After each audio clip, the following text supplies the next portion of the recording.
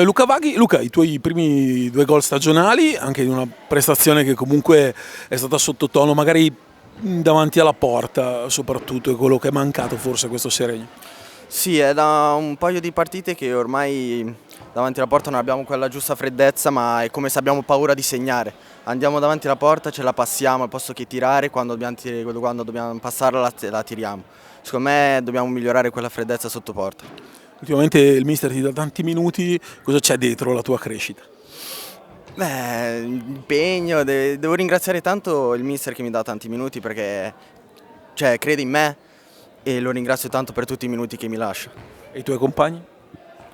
Sì, si fidano di me, mi lasciano fare anche le cose, i tiri, non è che mi lasciano in disparte, mi aiutano e tutto, si fidano tanto di me. E ad aiutarti c'è anche il gruppo che comunque è sempre coeso e solido.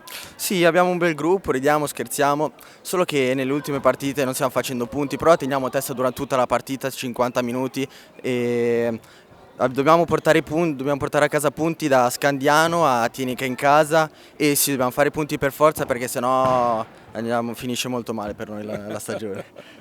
Ok, grazie Luca. Grazie.